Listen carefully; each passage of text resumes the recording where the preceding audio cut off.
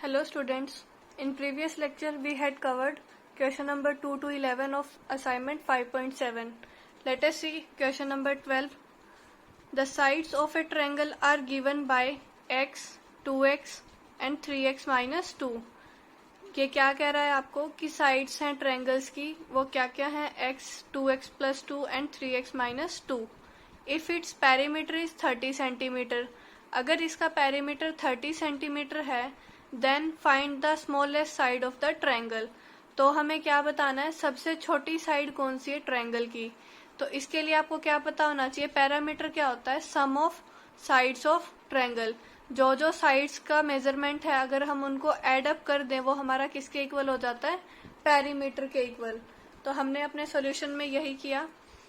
देखो गिवन हमें क्या थी, साइड्स ऑफ ट्रायंगल, वो हमने लिख दी. पैरीमीटर भी गिवन था हमें.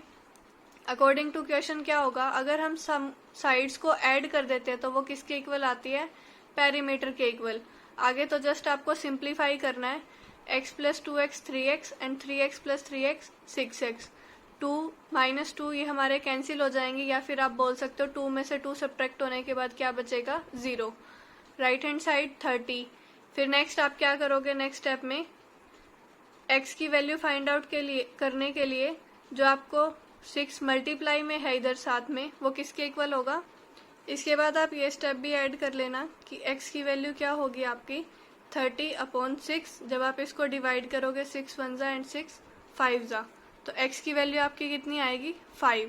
तो जो हमारी कोरस्पॉन्डिंग साइड हमें x की टर्म्स में गिवन थी उसमें हमने x को रिप्लेस किया है 5 से.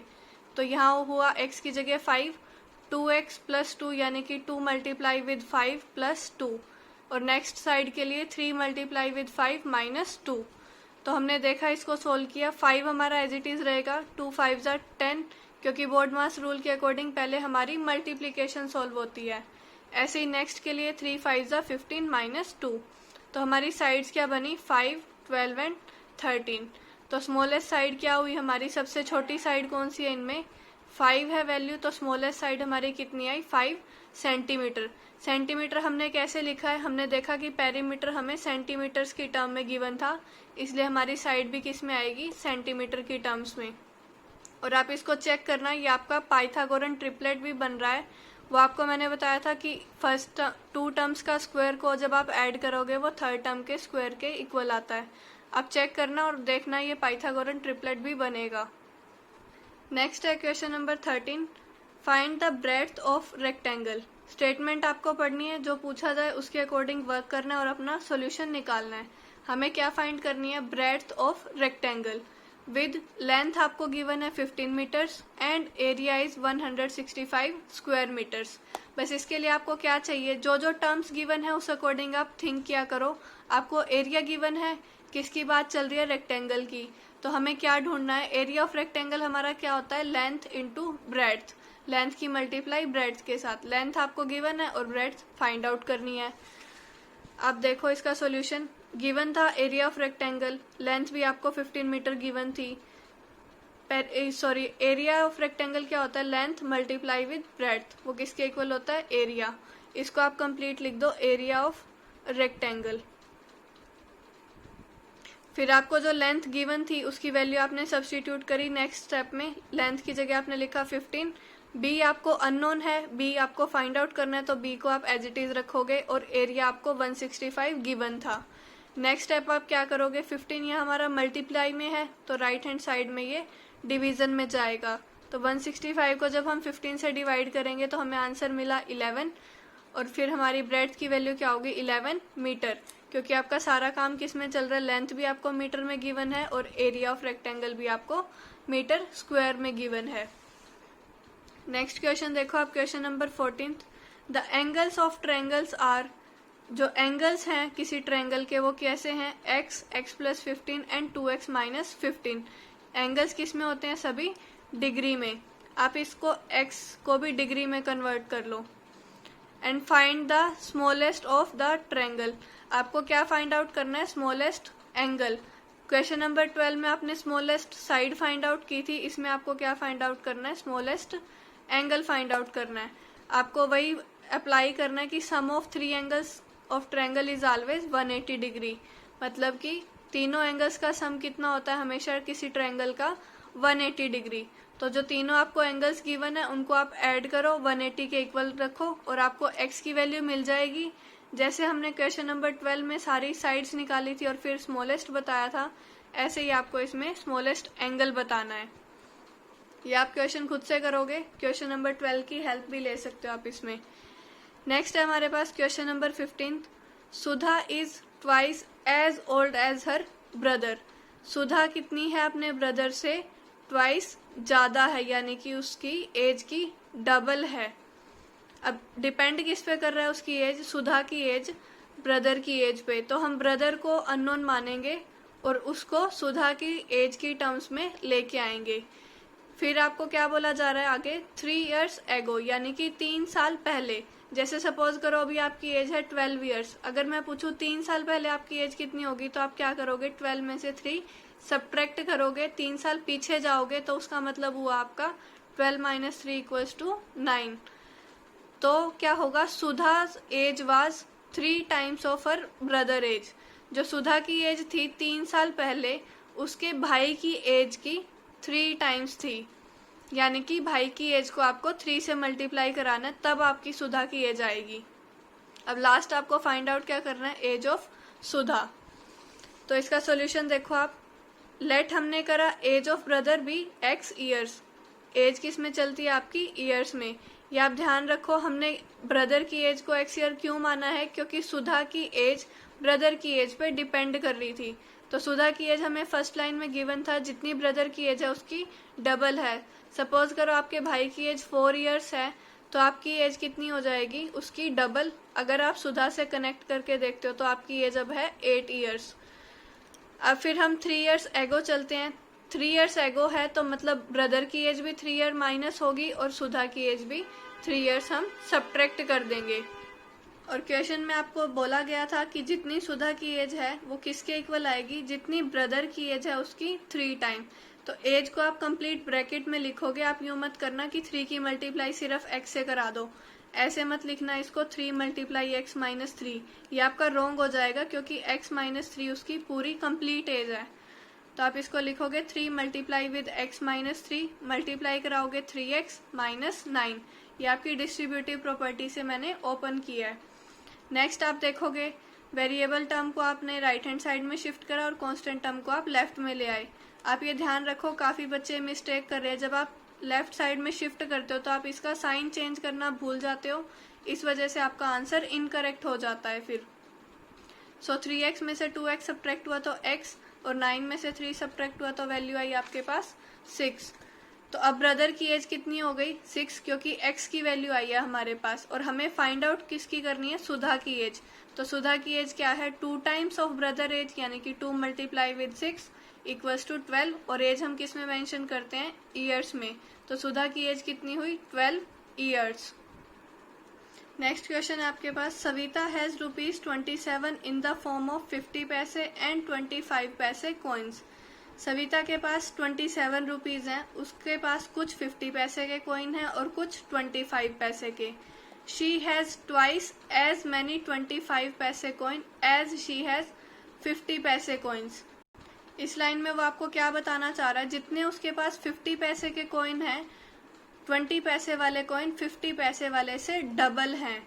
तो अब उसको पूछ रहा है वो, how many coins of each kind does she have. तो ईच काइंड मतलब हर एक टाइप के 25 पैसे वाले और 50 पैसे वाले उसके पास कितने कॉइन्स है, ये हमें इस क्वेश्चन में फाइंड आउट करना है।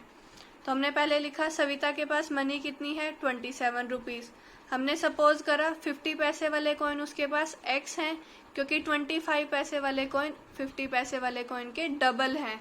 तो हमने 50 पैसे वालों को कंसीडर किया, x कॉइन है नंबर में और 25 वाले उसके डबल है, यानी कि 2 × x, 2x कॉइन उसके पास 25 पैसे वाले हैं। तो अब हमें क्वेश्चन में क्या गिवन है, ₹27। बट अगर हम यहाँ देखें तो हमारे पास पैसे में काम चल रहा है, तो पैसे का मतलब अगर हम इसको रुपीज में कन्वर्ट करते हैं, 50 पैसे का मतलब क्या होता है, इसको आप 100 से डिवाइड करोगे रुपीज में चेंज करने के लिए, तो वो आपका कितना हुआ, कैंसिल होके 5 × 1 = 2, यानी कि 1/2 रुपीज। तो इतने तो आपके पास कॉइन है x और रुपीज कितने हुए 1/2। ऐसे ही जब आप 25 पैसे को चेंज करोगे तो 25/100 करोगे, आपको मिलेगी वैल्यू 1/4। 1/4 को अगर आप 2x से मल्टीप्लाई करोगे तो इतने आपके पास रुपीज बन जाएंगे। तो टोटल मिला के कितने रुपए हैं आपके पास 27।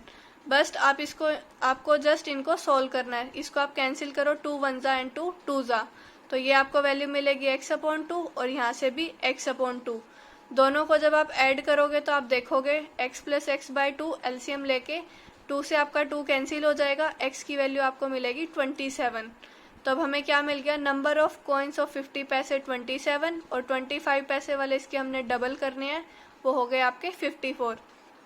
जस्ट आपको इस क्वेश्चन में ध्यान क्या करना है, जो आपके कॉइन्स थे उनको आपको रुपीज में कैसे चेंज करना है वो आपको इस टर्म्स पे मल्टीप्लाई कराना पड़ेगा, क्योंकि 50 पैसे और 25 पैसे को आप रुपीज में कन्वर्ट करोगे, फिर तो आपका काम प्रीवियस असाइनमेंट वाला है, आपको जस्ट सोल्व ही करना है इक्वेशन को। नेक्स्ट आपके पास question number 17। Rakesh thought of a number. Rakesh ने कोई एक नंबर सोचा, उसने ट्रिपल डिट, उस नंबर को 3 टाइम्स कर दिया, ट्रिपल मतलब 3 से मल्टीप्लाई कराया, and added to it 15 to it, और उसमें 15 ऐड करिए। The result was 60। उसको रिजल्ट कितना मिला 60। आपको वो नंबर फाइंड आउट करना है। तो जो हमें फाइंड आउट करना होता है उसको हम लेट करके चलते हैं, वो हमारा अननोन हो जाता है। राकेश ने क्या करा, नंबर को 3 टाइम्स किया, ट्रिपल किया और प्लस उसमें 15 ऐड करे, फिर उसको वैल्यू कितनी मिली 60। जब आप इसको सॉल्यूशन देखोगे और सोल्व करोगे आपको नंबर मिलेगा, वो क्या नंबर है आपका 15। नेक्स्ट है question number 18। Divide the share 100 between A and B. A और बी में आपको 100 को डिवाइड करना है। सपोज करो आपके 2 फ्रेंड्स हैं ए और बी, सपोज करो मैंने ए को दे दिए 40 शेयर, तो बी को ऑब्वियस सी बात है कितने मिलेंगे अब 60 शेयर। अगर मैं ए को 70 देती हूँ तो बी को कितने मिलेंगे फिर 30। बस हमें ये देखना है, हमें 100 को डिवाइड करना है, 100 से ज़्यादा क्वांटिटी को हम डिवाइड नहीं कर सकते। उनको किस तरह से मिलेंगे, ट्वाइस ऑफ एज शेयर। ए को तो आप शेयर को डबल कर दो, इज लेस देन, वो किससे कम है 3 टाइम्स बी शेयर।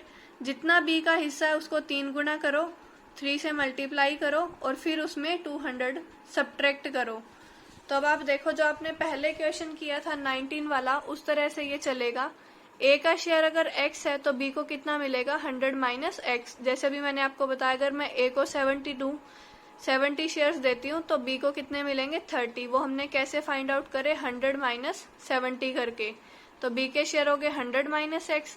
क्वेश्चन के अकॉर्डिंग आपको क्या गिवन था, ए के शेयर को आपको डबल करना है, बी वाले शेयर को कंप्लीट को 3 टाइम्स करना है और उसमें से 200 सब्ट्रैक्ट करने हैं। आप इसको सोल्व करो, 2x एज इट इज, 3 की मल्टीप्लाई 100 के साथ 300 और 3 की मल्टीप्लाई -x के साथ -3x और -200 आपका एज इट इज। अब ये negative term right hand side में जाके प्लस हो जाएगी, 300 माइनस 200 आपको मिलेंगे 100। तो x की वैल्यू के लिए आप क्या करोगे 100/5, क्योंकि 5 आपका मल्टीप्लाई में था, राइट साइड में जाके डिवीजन में आ जाएगा। इसकी वैल्यू हुई आपकी 20। तो a आपने x को बोला था, a का शेयर कितना हुआ 20। इसी तरह से आप b का शेयर निकालोगे, 100 में से 20 सब्ट्रैक्ट करोगे तो आपके पास वैल्यू आएगी 80। आप फिर से देखो, a का शेयर x, b का शेयर 100 माइनस एक्स। a के शेयर को डबल करो, वो किसके इक्वल है 3 टाइम b का शेयर माइनस 200। फिर आपको इक्वेशन सोल्व करनी है और आपको अपनी वैल्यू बतानी है। लास्ट क्वेश्चन है question number 19। Sudha is twice as old as Garima.